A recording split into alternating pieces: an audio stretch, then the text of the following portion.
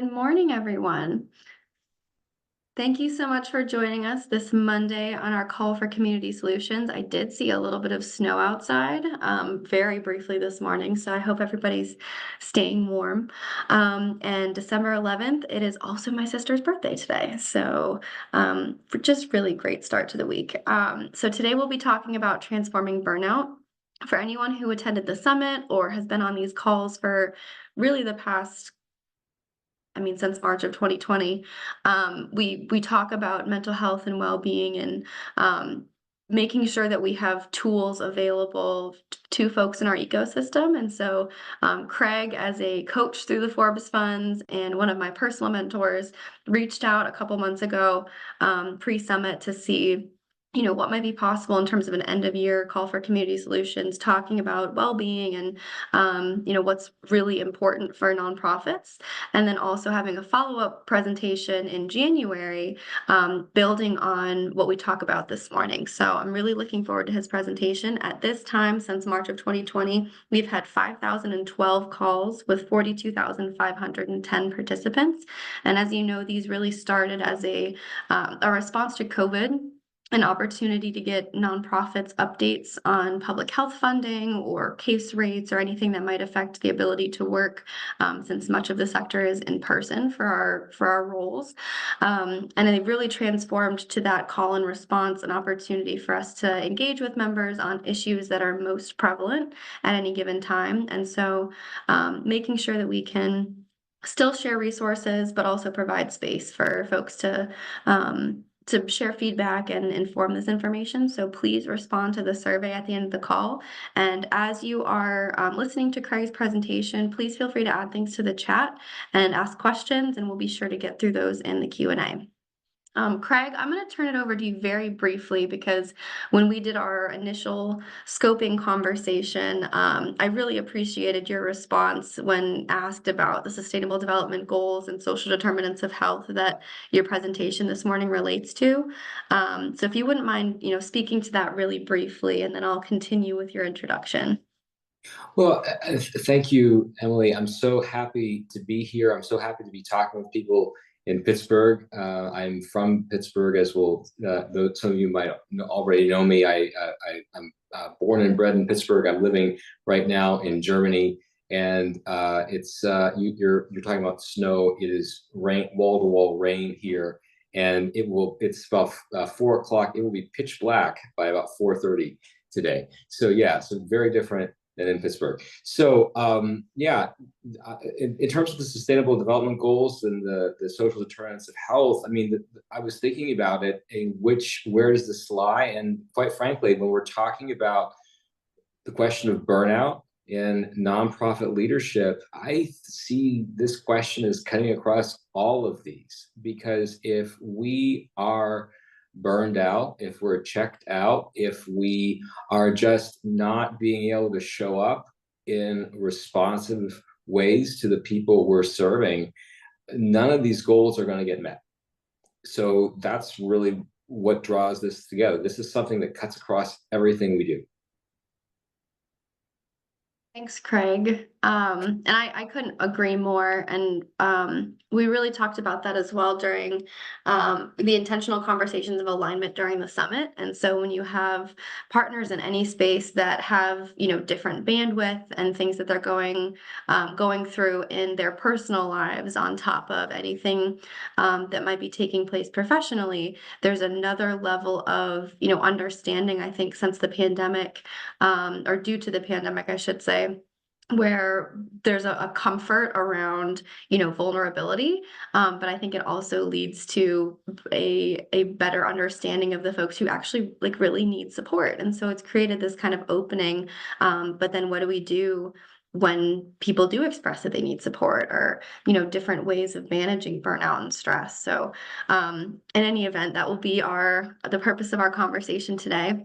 So Craig is a mission-led individual, and he's helping folks today go through what to do for those who are experiencing burnout and reclaim their lives so they can renew their passion and thrive in an uncertain world.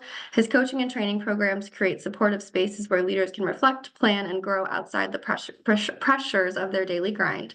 In the process, he helps them reconnect with their purpose, body, relationships, and work so they can lead more effectively in a complex and changing marketplace.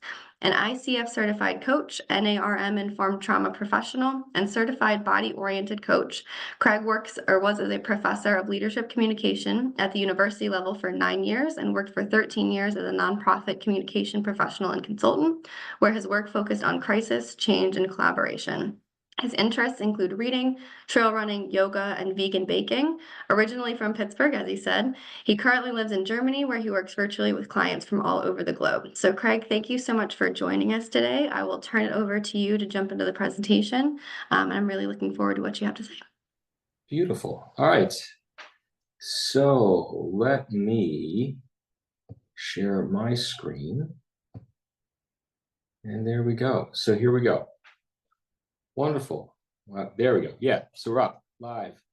Yay. Okay. So, so we're here, transforming burnout in PermaCrisis. And just as a preface to what we're doing here, as Emily and I had talked about, this is actually part 1 of 2.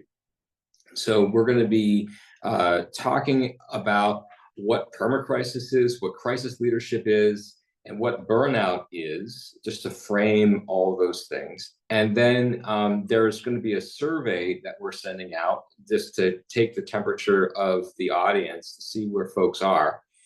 And we're going to use that survey to plan the presentation that's going to be happening. I think it's the 22nd of January. That's after we come back. And we'll be talking more about how. So this is about what is PermaCrisis and crisis leadership, and what is burnout, and what can we begin to do about it. And then next time, we'll be getting into some more specific strategies. So that's the game plan for today. And before we get going, I just want to open up, let's see, this question for folks. Yep, there we go. This is the question I want to open up in the chat. What do you want to get out of our conversation today? So you can think about it yourself. You don't have to put it in the chat, but I want folks to just think about for a moment, what's bringing you here? And what do you want to learn?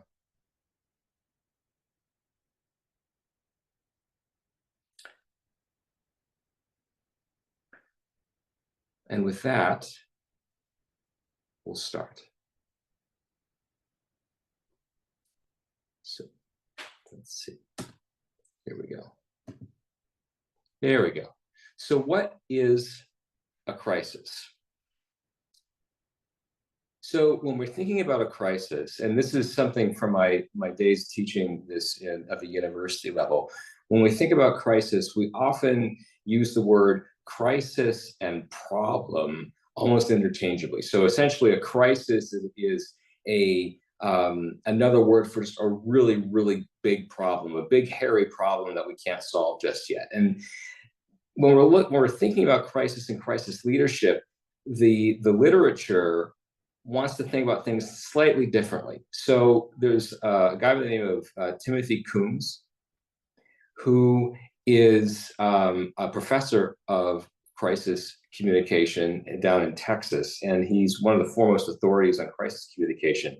And one of the things that his definition, this is from his 2007 book, Ongoing Crisis Communication. He defines a crisis as in this way. It's the perception of an unpredictable event that threatens important expectancies of stakeholders and can seriously impact an organization's performance and generate negative outcomes. Now that's a lot of academic speak, and that's how he talks. But what does this actually mean? And I highlighted these words: the idea of a crisis as being a perception that it's unpredictable, and that we're dealing with gaps in expectations that lead to a threat, right? So what this means, if we go a step further, what is a crisis? It's something that's more than a big problem.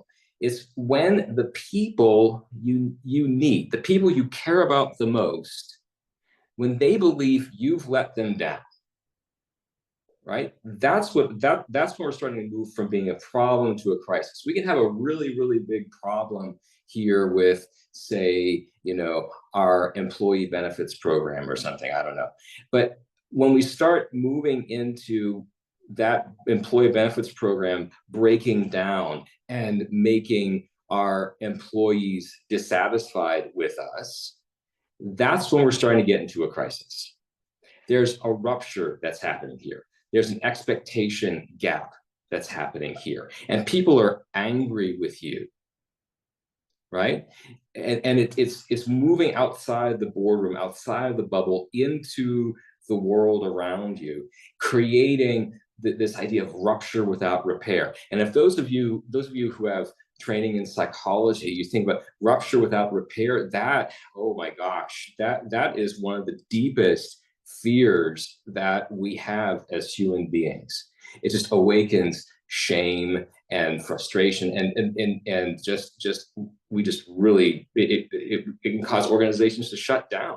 That's why crisis leadership, why organizations just fail routinely at this. It is so difficult because it triggers us so much. And it's really important here because it's a perception, right? So you as a leader in the organization can think everything is fine. You can think everything is completely under control. We've got this, people, right? But if your stakeholders believe that you don't got it, right? If they're facing a problem that you can't solve, that you think that they think that you promised to be able to solve, right? They're going to put you into crisis. They're going to hold you to account. So this is really important. You don't get to decide when you're in crisis or not, or where that crisis takes you, or when the crisis ends. The crisis has a mind of its own. The stakeholders get to say when you are in crisis. They're the ones who are in charge. And that makes it even more scary. And what's also really important is that the crisis might not even be your fault, right? But you have to find a way to respond to it. It could be something that happened to you, or it could be just something that just is, right? But you have to find a way to respond to it, and it can cripple you, right? So we're dealing with a lot of really complex feelings here. This is moving outside of the orderly, regular domain of management. We're getting into really, really uncertain, unpredictable, and quite frankly, frightening places for a lot of leaders.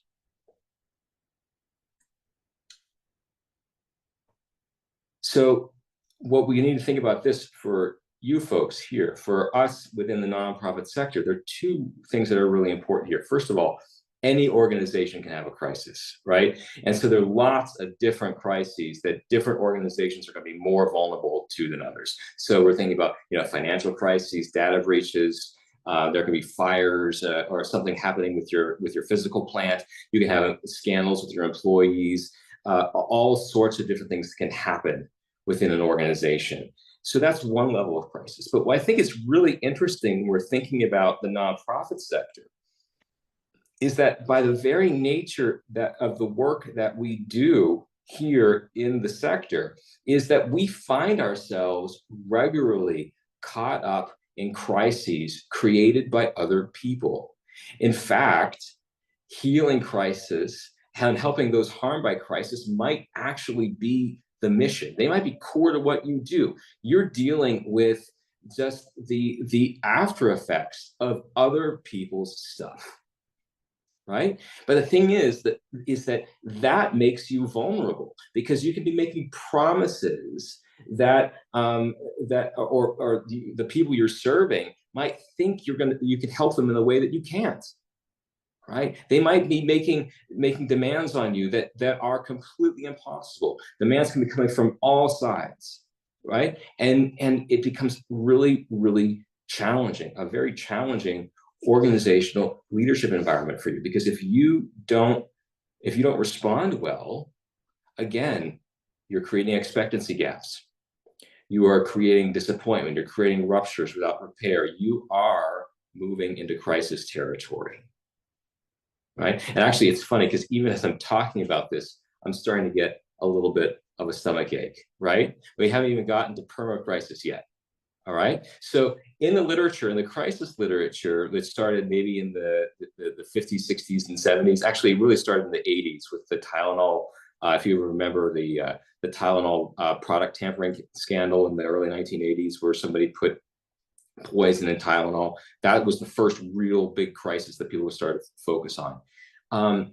When the crisis literature started, we used to think about crisis as being something that was very limited in scope. We had something bad that happened and we dealt with it, right? But now we're moving into a crisis, a type of crisis they call PermaCrisis.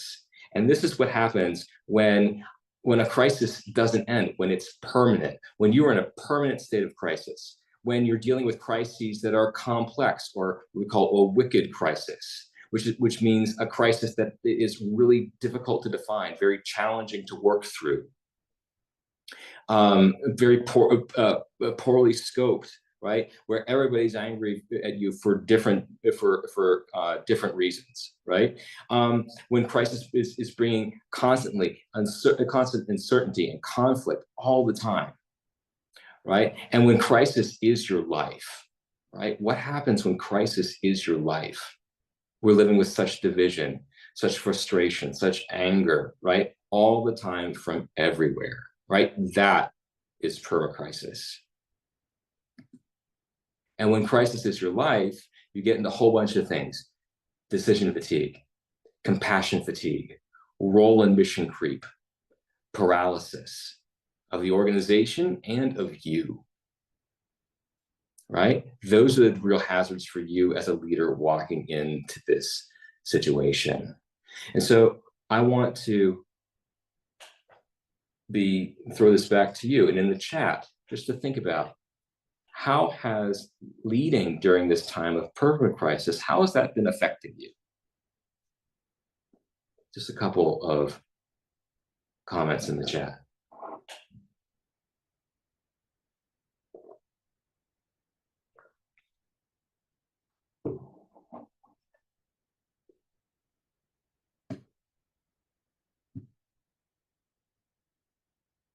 Yeah, we say burnout, quality of sleep, yeah, tired all the time, consistency in your service delivery, right? Yeah, so we're seeing that that crisis is there are two different levels that's affecting us on. It's affecting us organizationally, overthinking. Yeah, and we think about it this way: we're overthinking as a leader, overthinking as an organization. Right? We begin to slow down. There's one sociologist that I like talks about crisis as being like social crisis as being the equivalent of rheumatoid arthritis, right? Where all the systems in society just become so inflamed and painful that nothing moves anymore. Right? And yeah, the idea of people in leadership causing frustration, that somehow it's rolling downhill. Right? And if you're a leader, right, it's so demoralizing to know that whatever decision you make, you're going to be offending somebody. Right? What's that like? Yeah, let's go. I want to go on here. So I want to do a quick assessment. All right. So this is not to put in the chat. I just want you to think about these questions and let them sit. How much control do you have over the work you do? How respected is the work you do? How well are you paid in comparison to the work you do? How supportive are your coworkers and staff? How healthy is your organizational culture? How just is your society? How much bureaucracy or office politics do you have to manage? How supportive is your board? Right?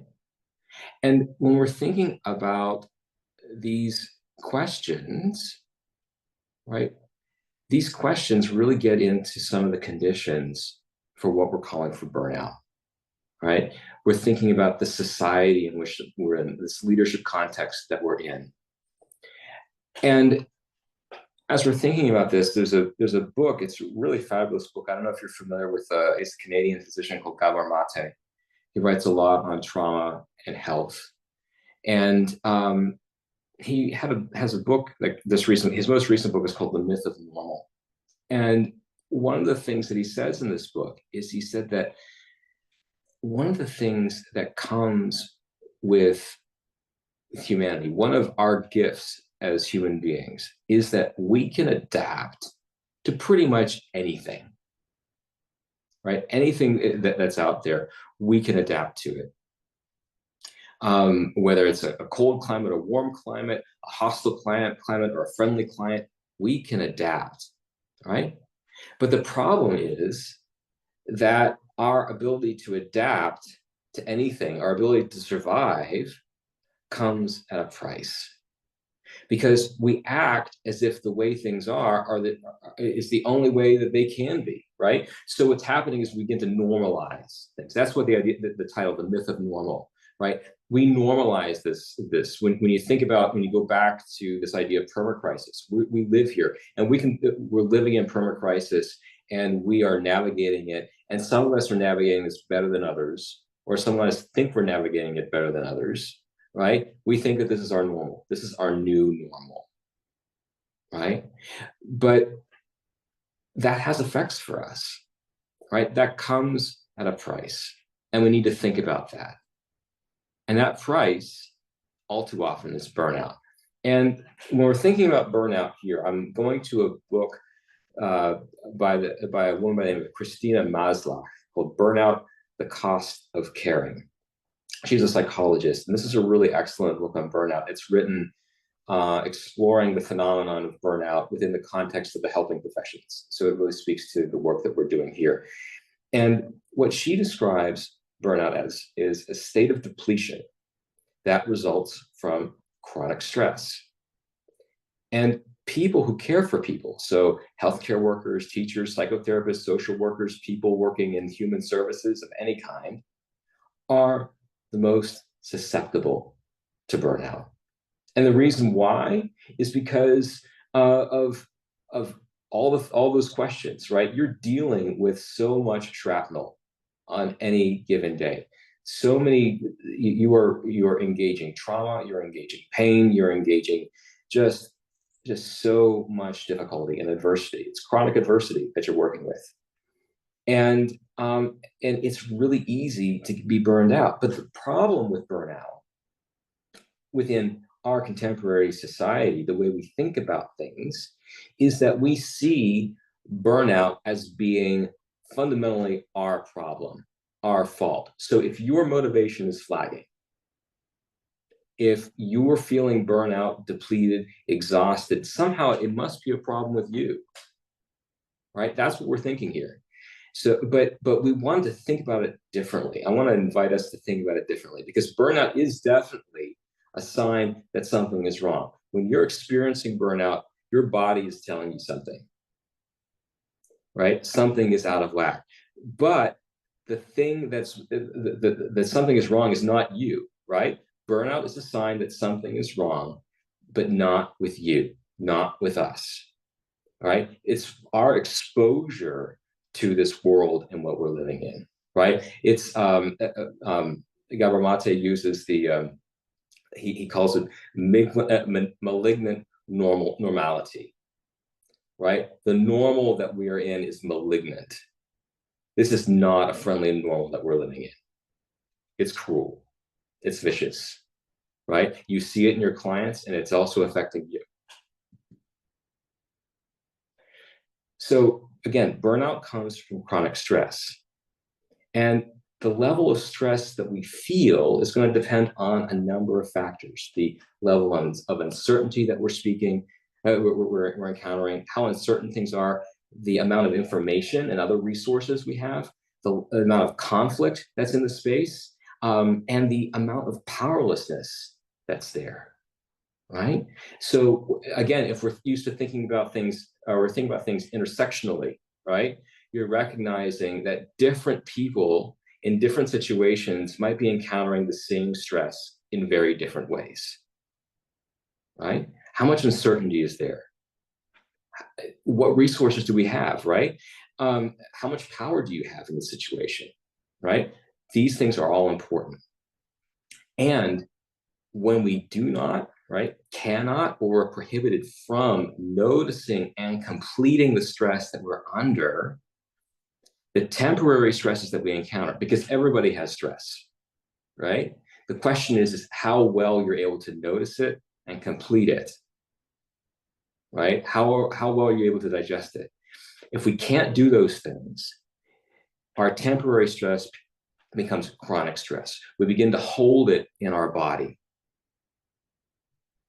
What does completing stress entail? What it means is the stress is energy, right? And you can think about this. So you think about when you are stressed out, the butterflies in your stomach, the way you might feel agitated in your body, that's energy that needs to come out, right? So when we're talking about completing the stress, it means how are you getting this energy out?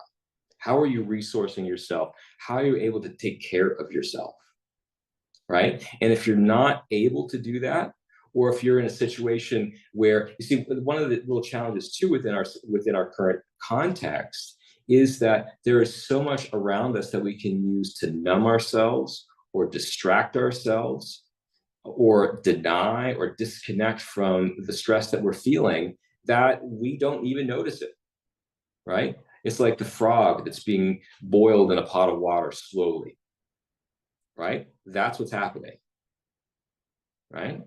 And so what's happening is that over time, that stress becomes chronic. I was talking to somebody earlier today. We're storing in our body, we might be grinding our teeth at night, right?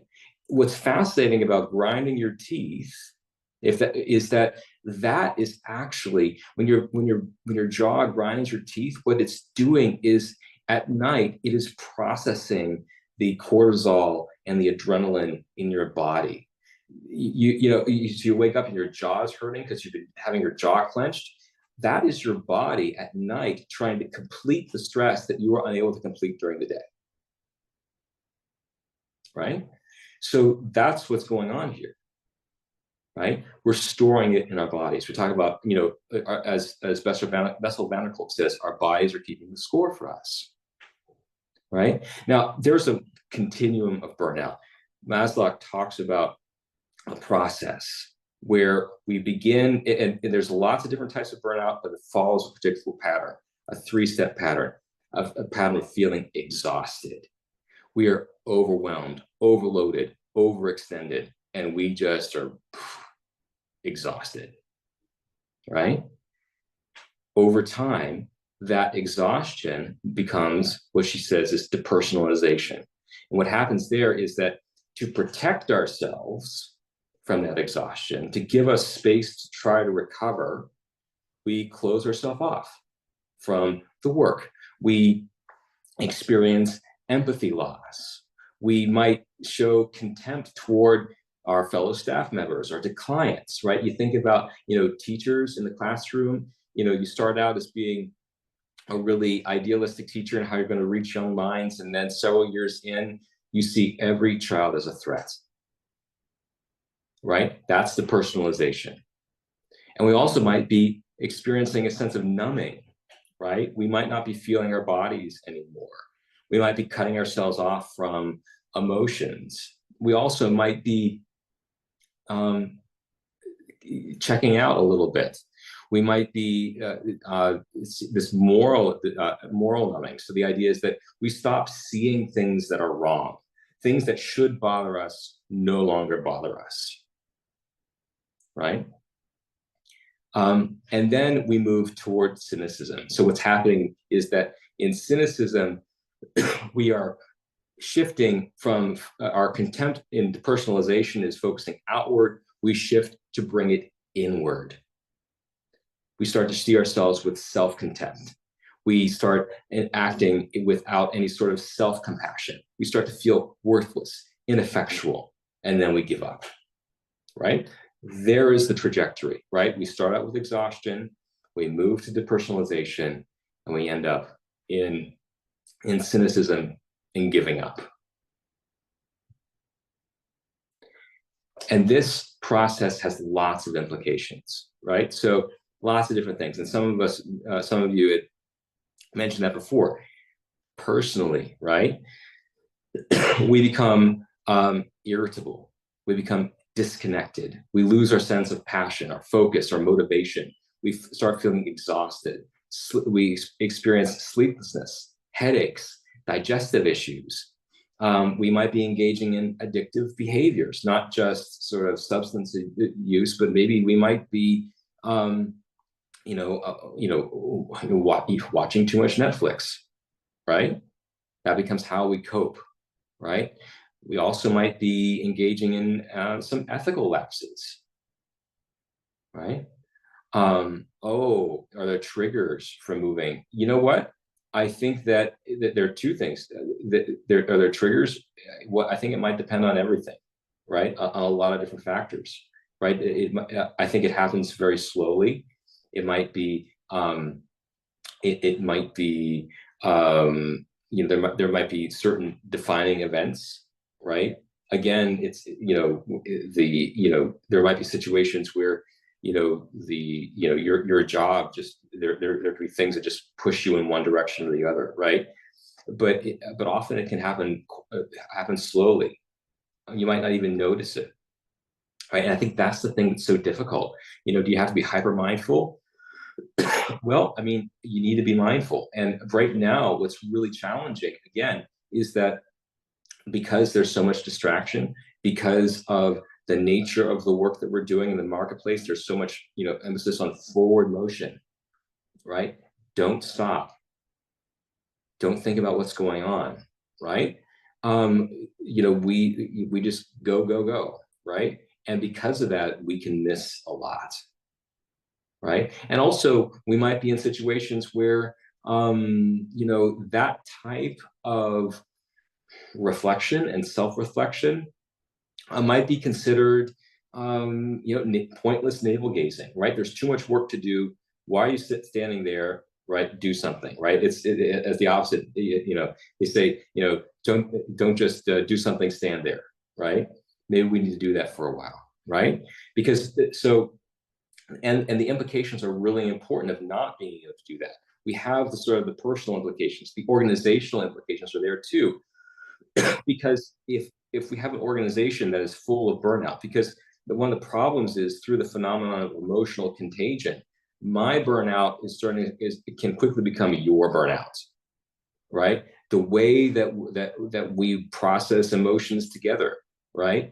I can be talking negatively about the organization. Soon you feel negatively about the organization, about your work. And what happens is we have turnover. We have poor service delivery. We have a toxic organizational climate. We have mistakes. We also have the moral injury of people coming in and watching other people who are so burned out that they act out against other people, right? You see that, and then they're forced to suppress that, right? Just the moral injury of just being there. And what's really important here is you're seeing how these implications, the personal failings and the organizational failings, these are also things that prime your organization for crisis, right? And so it becomes a circle, because if you have an organization where everybody's burned out, stuff is going to happen, right?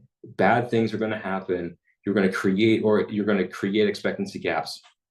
Things will follow from that, right? So this is something that is not just an individual problem. It's an organizational problem. So, and we're getting close to the time here, and I want to turn it back over to you. We have some questions here to heal out. But the idea here that I want to leave with is that transforming burnout is about healing yourself. That's really clear. If you are burned out, if you're sleepless, if you're stressed out, if you are losing your motivation, if you just want to give up, that is something that, that's deeply personal work that you have to do, right? It's personal work. It's not private work. It's personal, because it is something where if you're not showing up in this way, everybody at the organization who you touch, who you influence, is going to be affected.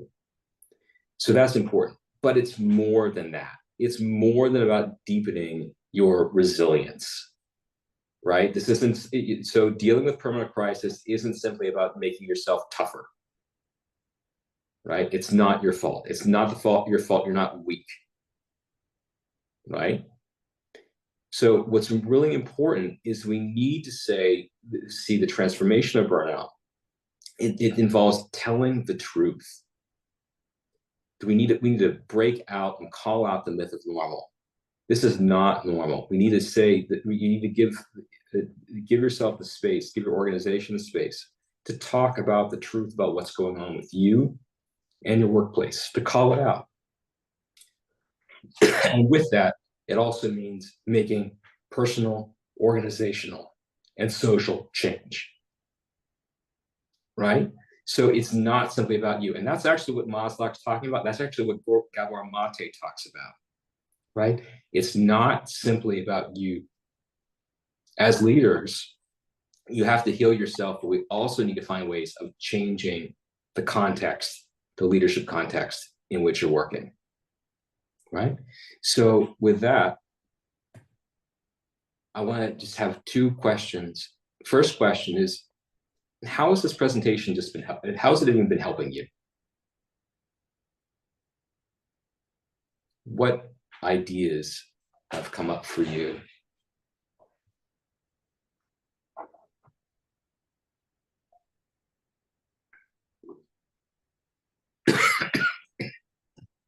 I got a question. I mean, I'll give you an answer. Yeah. So thank you for the presentation. To respond to your question, I want to know how this could help me being a person of color or working in organizations, in that there is unfair practices, Yes. especially regarding to get raises and promotions, and that how can we move forward with this model plan you think will help change the mindset of those in leadership. Most of those in leadership don't look like me or other people of color. And that I know she kept saying it's not our fault, which is true, that because we're not in the leadership positions to help the advancement of people of color in that organization. Like, but you did cross every single characterization line, and we deal with that every day. Yes. All across the countries are nonprofits, is that we have to find a solution or a model program to help bring about changes to way people look at other people as equal to every other staff worker in that organization, and what can they do to help bring a better equal opportunities for everybody to work there. One thing is always like, it's who you know. A lot of people know people in positions that don't look like me. Now, Yes. I believe that if we get some people look like me in position, like, we will probably have a little chance of improvement, a little better opportunities, like by ways of baby steps. Thank you. Yeah, and thank you, John. I think that's a really important thing, right? And the first of all, that's one of the reasons why the movement of saying it's not just you, it's not about being more resilient, it's not about being tougher. 'Cause that's exactly what a lot of folks, people of color, are told, right? They're told you got to toughen up. This is, you got to be more resilient. You got to, and it, yeah. That's clear. And again, when we thinking about burnout intersectionally, I think that's really important, right? Because it isn't fair, and people, particularly folks from marginalized groups, do not have, again, they're experiencing very different levels of uncertainty, very different levels of resources, very different levels of power, right? And experiencing conflicts that folks in the dominant culture do not. And I think and so that's something that's really clear that we need to be thinking about. So thank you. Yeah. And that's why the idea of seeing this as being a broader social change issue is so important. And again, how to do the deeply personal work of repair, that's something we're going to be talking about, I think, next time. But I can see, yeah. I think that it happens on a lot of different levels, but I think a lot of these things are the level of repair comes from thinking about, again, really beginning to notice and name what is true, right? To be able to speak through the cloud, right? To say, this is not normal. This is not right. Right? The way that we're being treated within the sector. Because again, the thing that's so difficult is within the nonprofit sector is, and this is something, I was working at Dewey and Kay, 15 years, less than 15, maybe 13 years ago. Just the way in which, we were talking then about the way in which so much has devolved down to the nonprofit sector. All the unfunded mandates come down on you, right? And how you have to deal with all of these challenges. It's so difficult. It's so it's very brutal. Let's go to Sherry's. Let's see, the sacrifice syndrome in leadership roles, thing to burnout and dissident leadership. Yeah, yes, exactly. Yeah, exactly.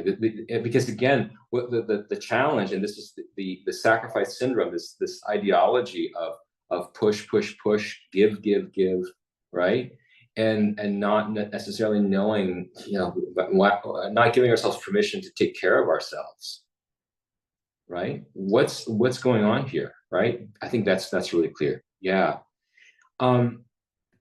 The next question, because I know we want to transition out, I think we've got some program after this, is what sorts of questions are coming up for you that you want to hold?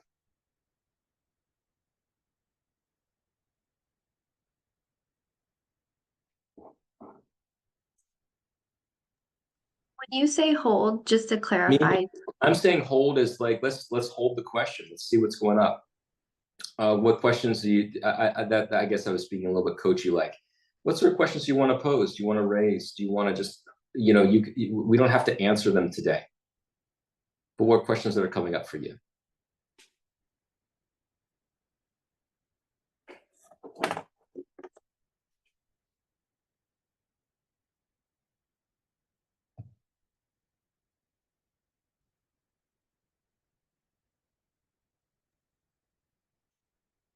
I can jump in, and I feel like I've been asking questions throughout, just like points of clarity and other pieces as well for folks. So if anybody else has questions at this point, please, add them to the chat or feel free to raise your hand. You can come off mute. But one of the items is so recognizing that this is deeply personal work. Fred often talks about removing the ego. And so let's say, you're in a space with partners, right? And you're recognizing that a partner can't show up or come to the table in a certain way, and you're not taking that personally. But how do you continue to, set boundaries that are going to enable you to not feel that weight on your shoulders if somebody else can't support you on it, while also recognizing that it's a personal thing for them as well. I think that's where a lot of this work, especially in the nonprofit sector, intersects that individual burnout and stress, and then feeling let down if somebody else is also experiencing burnout and stress, and can't meet you there.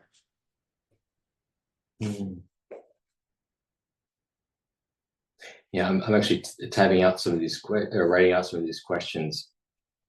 I can share the chat with you afterwards as well, in case anything from the chat you want a record of. Yeah, that'd be great. So just to say just some things, who is responsible for this at the organizational level?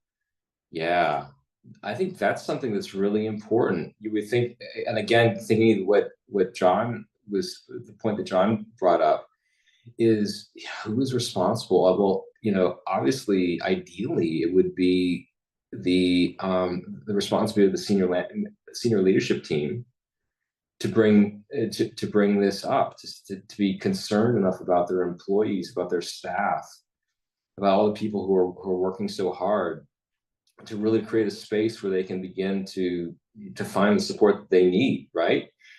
But again, there might be situations where the staff, the leadership is completely tone deaf to what's going on with their staff.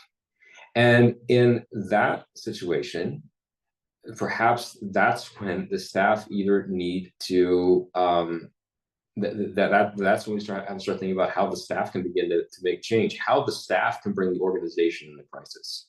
See, that's the thing that's really interesting about crisis, because crisis can be really productive, right? We assume that crisis is a bad thing, right? But if we're naming the crisis for what it is, we're bringing that's an interesting thing too. We're thinking, oh my gosh, don't say the silent part out loud, right? Don't say that this organization is unfair, that people are feeling burned out because of unequal opportunities for advancement, or people treating unfairly, or being not having any control anymore over the work that they do, right? The organization in a way has been in crisis for a while, right? We're naming it, right? So I think when we're thinking about the pathway to health, the pathway to healing from burnout is it begins with noticing and naming. Can we notice what's happening around us? And can we start to name it? Right? And ideally the leadership team should be able to notice and name. And if they can't, then somebody might have to do that for them. Right? So that's one thing. The resources available to help us get out of it. Well, again, we'll be talking about that next time. I think that we'll be talking about noticing, naming, and also thinking about ways of connecting with the body. There might be other things we can do. So I want to we'll table that for next time because we're running out of time. Important. I know how do I figure out what's happening with the rest of the staff, right? Especially if they can't articulate, or if they're afraid to articulate, right? We need to be thinking about that too. Like, this is about an organizational development plan. How can we find ways of creating safety within the organization so that people can begin to share, right? And the other thing too is maybe they are articulating it, but you can't see it because they're speaking a different language. They're using a different language to articulate their burnout to you, right? And I'm not talking about speaking a foreign language, although it might seem that way. They're speaking to it in their performance, in the way they talk, the way they hold themselves at work, right? So there might be lots of things that we can notice and talk about, right? So that's what I'd be thinking about. Maybe changing the vocabulary there. Yeah. So yeah, I think we got 10 minutes left. There is a survey, right? Do you have, so there's a quick survey that we have here, that I think, it's a Google form. Is Bree going to put that in yeah, so I don't have to worry about that. There it is right there. Boom. Yeah, so fill it out. And then part 2 is on January 22nd. I hope to see you there. Thank you so much, Craig. This was extremely helpful. And I know a lot of times, like what you said, people, when we talk about stress and burnout, it's like, okay, well, I know I'm stressed and burned out. What do I do about it? But I think your background and what you shared about the crisis and PermaCrisis and levels of change between these different stages was extremely helpful. And so I will be sharing the recording for this call on LinkedIn leading up to January 22nd, just so folks have a bit more background. And before I go into the policy updates, Fred, is there anything you want to jump in on? I know you were joining the call at the beginning. I completely neglected to throw it over to you if you want to say anything post-presentation for Craig. Thank you, Craig. Thank you for opening up this, I think, very important conversation. I think when you add into this people of color leading in oppressive systems, the cognitive dissonance that pre-existed COVID and the post-COVID malaise, we're talking about a psychosis, right? At epic levels that crosses race, ethnicity, and social economic strata. And so, number one, I appreciate you pointing that out. Number two, I appreciate your detail to the causal relationships. The third component is typically when we hear stuff like this, people get it cognitively. There's a theoretical connection. How do we move from the theoretical to the metaphysical? How do we teach people to reconfigure, reconstruct, almost like epigenetics, to retrain their mind to think differently about a response mechanism that's regenerative and not just reactive, right? Because what you're outlining is the trajectory we're on currently is unknown. And that unknown trajectory, its incline is exponential. And so it's getting harder and harder and harder. It's having an impact on staff's ability to understand, okay, what's next? Is there light at the end of the tunnel? For people not even on the train tracks, they're like, can I even get on the train? And for people midway, they're figuring out, can I last? Is there something for me to land on? And so what I'm interested in, and not just with you, but with people on the call who are serious about this, we've launched a number of things to combat this. But I dare say that we focused on a smaller subset that we feel had a disproportionate impact as a result of historical trauma. But as we start looking at this from a global context, the cross-section response mechanism required doesn't exist, right? And to me, one of the things that I think is critical is the real definition, Craig, and I know that you can relate to this, but there's been nothing really to top this, is the dynamic between transactional and transformational leadership in the post-COVID malaise. And so there is no bridge, no construct, no system that allows us to pivot towards a regenerative framework that builds on the collective genius of the group that doesn't come on the transactional nature of the system. And so for those who might think I'm like going into my little space, I get excited about this stuff. But I think when we look at the cognitive dissonance that is reflective of the nonprofit sector, and I'll just close with this. If you think about our work, if you look at Maslow's hierarchical need, philanthropy pays attention to food and shelter. That's the basis. Love and belonging and self-actualization are not a part of a funded construct within the philanthropy ecosystem. And that's something we have to acknowledge and then create a mechanism that allows us to take the foundation of foundation resources and build the intersection that addresses our humanity that produces self-actualizers.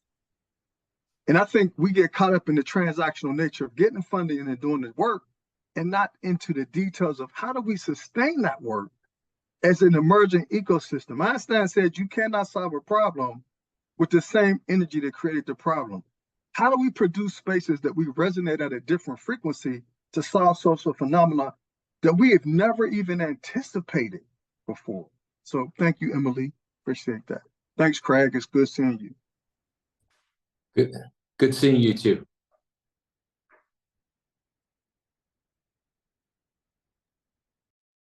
Thank you so much. And like I said, I will share the chat with you and the transcript from the call just so you can see all of those items, Craig.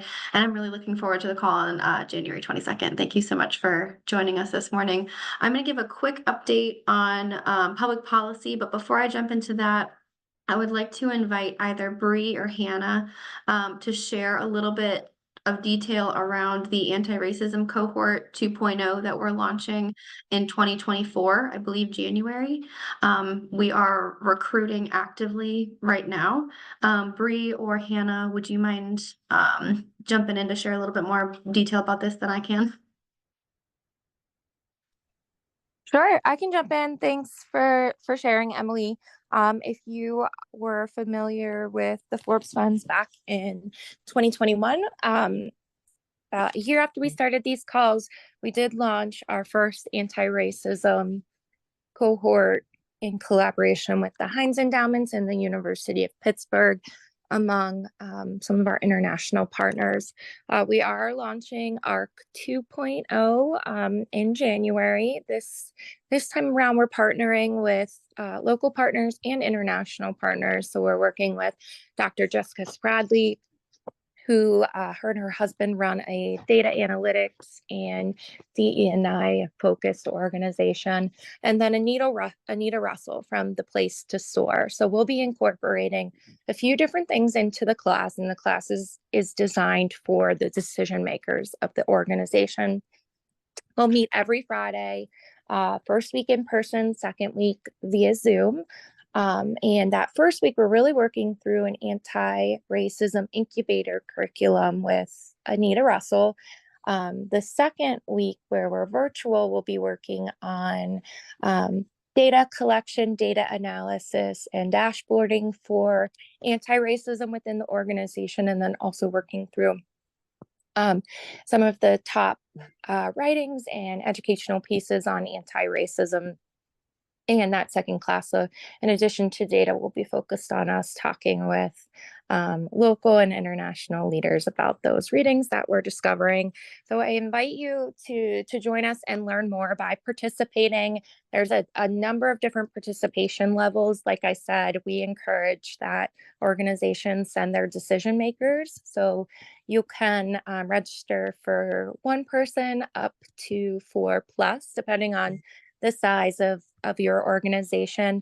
All participants will receive a data analysis of their current DE&I work, in addition to a data plan that's built on behalf of your organization and Dr. Spradley, that will allow you to keep track of that anti-racism practices and impact over time. Folks will also receive their anti-racism digital badges along with the accreditation from the Place to Soar for their anti-racism incubator. We do encourage, this is new from our first time around, but we do encourage individuals to join, whether you're an independent learner, a student, or independent consultant. There is space for you in this cohort. We're going to have a lot of great people and a lot of ideas flowing through this cohort. So if you are interested, please feel free to reach out to me directly. We do have an info link where you can click and share your information. Registration is on a rolling basis. Like I mentioned, we do kick off in mid-January, but the sooner we can get folks onboarded with their application and start to pull that data, the better. So please reach out if you are interested. And please, Emily or Bree, if you could go ahead and drop the link to the full brochure, that would be really helpful. Thanks. Thank you, Hannah. The link to the sign-up form and the brochure are both in the chat if you'd like some additional information. The brochure is extremely detailed down to like what the curriculum each week will look at and the cost structure for participating. And I believe it's 10 individuals who or 10 spots that are available, and that would be individual leaders, not organizations. But correct me if I'm wrong on that in the chat, Hannah. Yeah, no, we have space for up to 10 to 12 organizations. Like I mentioned, that registration size is different per organization, but it will be a smaller group, I would say, of 35 and under. So reach out, like I said in the flyer too, if there is a registration type that doesn't fit your specific need, no worries. We, like always, are happy to talk with you to make sure that the cohort registration fits your current organization or your current needs. So no worries. If you have any questions or you see something that stands out, feel free to reach out to one of our team members. Thank you, Hannah. Thank you, Bree. I did share this last week, but this Wednesday from 8 to 10, Google Pittsburgh will be hosting an in-person opportunity with the Pittsburgh Business Times on technological advancements and the future of AI in the workplace. There are limited seats for this, so again, please only register if you can 100% make it. And if you do want to attend, one, you'll see me there, but two, make sure you have a government-issued ID because security, when you come in, is going to compare the registration list to your ID, and if you didn't pre-register or if you don't have your ID, you will not be able to attend. So you may have seen some updates on code bills. There's going to be a reconvening this week in Harrisburg, hopefully to get some of the code bills attached to nonprofit and other areas of funding on the $45.4 billion state budget passed. Initially, funds were able to be released to K-12 schools, state workers, paychecks, and other programs, but there's been ongoing disagreement and a number of bills introduced. So just kind of putting this back on folks' radar if you haven't been following it in the last couple months during these conversations. Hopefully we'll have an update next week on the code bills and how spending will be instructed for 2024. Transit and infrastructure update. Pennsylvania received $140 million in federal funds to expand passenger rail across the state to support the expansion of the Keystone West Corridor between Harrisburg and Pittsburgh, as well as two other transit routes. The Keystone Corridor from Pittsburgh and Philadelphia will expand, modernize, and improve the two state-supported Amtrak services, which currently has a cycle of one loop throughout the day, but it's going to be expanded so there can be two routes throughout the day. So in terms of improving transit between major hubs within Pennsylvania, and then also with to New York as well, this will be greatly improved. So more to come in terms of how that might affect travel and construction in the next year. And then circling back to the Pennsylvania or PCCD grants, violence intervention and prevention, and the coordinated community violence intervention strategies, projects, opportunities. These are two different grant areas, and we can put a link in the chat to more information. I spoke a little bit more in depth last week, but their funding available in 2024, one for kind of smaller projects, and then one for more broad but partnership dependent coordination between organizations. And then the deadline for property tax rent rebate program is December 1st, which is a Sunday. So if you're a population or organization that works with older adults and people with disabilities, please make sure to share this information with folks as soon as possible. And then thank you again, Bree, for launching the poll a little bit early today, and I appreciate everyone staying on for an extra 3 minutes. I hope to see you next week. We'll be doing a update on the Forbes Funds and state of GPNP for our virtual annual convening at the end of the year. So next week's community call will be led by the Forbes Funds team and myself to give updates on Forbes Funds, GPNP, and ways that you can plan to work with us in 2024. So thank you so much. Have a great week, and I look forward to seeing you next Monday. Thank you, Craig. Good to see you.